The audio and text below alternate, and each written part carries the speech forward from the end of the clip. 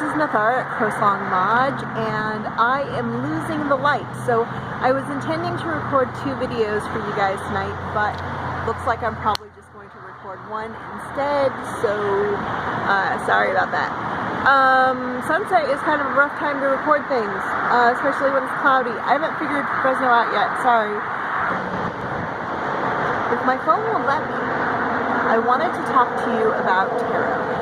And I've been seeing a lot of arguments lately in the tarot community about what is better. Studying tarot from an academic point of view, studying it from an intuitive point of view, how important it is to know the history, the symbols, the tradition, and all that stuff versus following your own intuition, and whether or not a hybrid method is even better, who's better, whose system is better, Rider Waite Coleman, or if Tote is better, or Crowley system, and that kind of stuff. And I kind of want to address that because it really is there is no one true way, and that's the I just had a bug fly in my eye. That is the long and short of it, really. I'm sure you guys have heard my ink and paper rant before. If not, I'll link it in the description. But the cards are just, and I've been over this before. I brought my deck with me. These cards are not like blessed, they're not anointed or anything. There's no sacred process that goes into printing them. They're mass produced by a printer and then sealed in glossy sealant so that they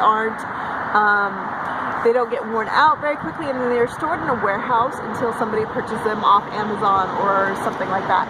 And so they're not given any magic powers inherently, and they don't get any life of their own until you purchase them and you start working with them, right? So that's my ink and paper rant.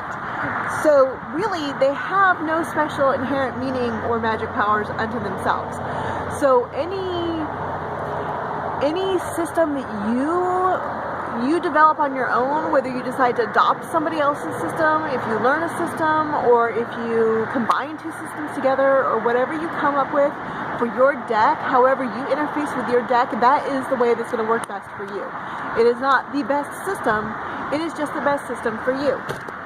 So, oops, I picked my tripod. Guys, I always do that to you. I am so sorry. So I can take a card from the same deck. Like, me and my friend can both have our own copies of the Shadowscape deck, and I can draw a card answering the same question for the same person, and it will mean one thing, and my friend can do the same thing, and it can mean something totally different, just because we work with our decks 2 different ways. So even if you're a tarot reader and you go to another tarot reader and they use the same deck as you and they draw a card, you have no idea what that card means until they interpret it for you. You can't tell them that they're wrong, because that's their deck and they're doing the reading and the reader is right. Now, of course, there are some like scammer readers out there who have no clue what they're doing. They're just making shit up and telling you whatever they think that you expect to hear, or whatever's going to get the money out of you. That is a thing, and I am so not talking about them. They are not a reader when I'm talking about readers. What I'm talking about are sincere readers who are really tapping into their intuition and who genuinely know what they're doing. So you can't go to another reader and just be like, well, that's not what that card means. That's not how I read it. That's not what I was taught. Ooh, look at my head. Anyway, so if you're going to them, you really have to trust their intuition and the way that they read the cards for what those cards are going to mean. You can't be the reader and just have somebody else draw the cards for you. That doesn't work. If you're going to be interpreting the reading, you might as well just be doing the reading for yourself. And so that's why you go to another reader, is because you are looking for their insights, and if you're not going to respect their insights, if you're not going to honor those insights, then you really need to question the motives for why you're there. Now, like I said, there are obvious scammers out there who are just bilking people for money and they can just fuck right off.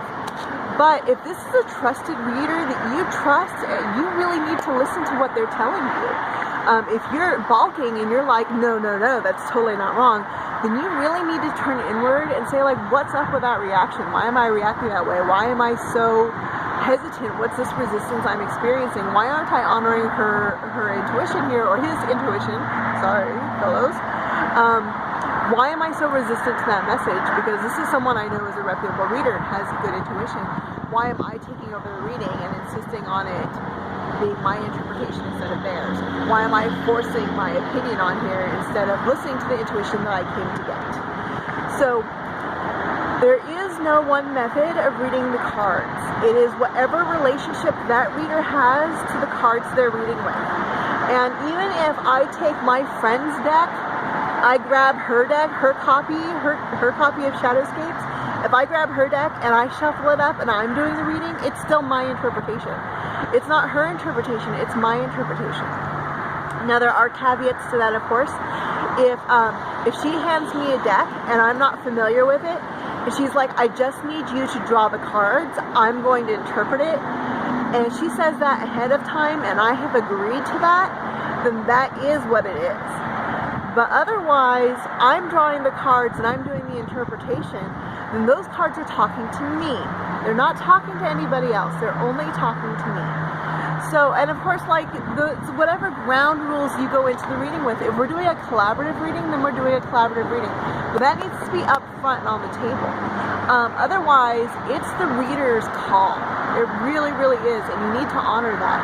Because no one true way is right.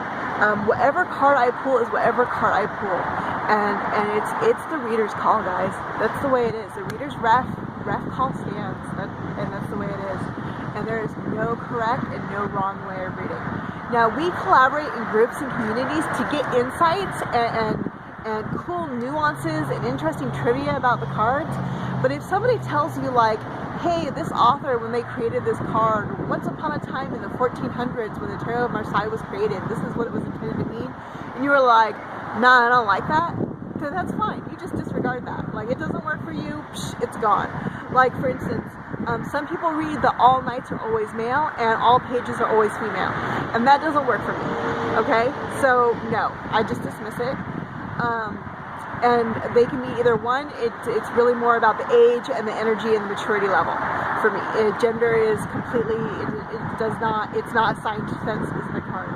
So it's whatever system works for you, and you can talk and compare notes with other readers and stuff, but if something doesn't work for you, you just disregard that. Work with it your own way, and you need to know what's going to work for you best, okay?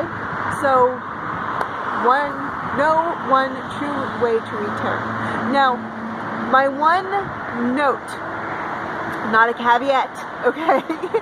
My one note on that is that if you're going to teach tarot, you need to know the different ways of teaching cards, okay? So like I just said, I choose to read with gender neutral knights and pages, but if I'm going to teach tarot, and I do teach tarot, I need to know that the traditional way of reading knights and pages, the standard old school way of reading them, is that knights are male and pages are female, okay? So if you're going to teach tarot, you should know what the standard, rigid, academic way of reading it is, and what the variations are and where they came from. You should know your history, but you don't need to read that way, but you should know what the options are, okay?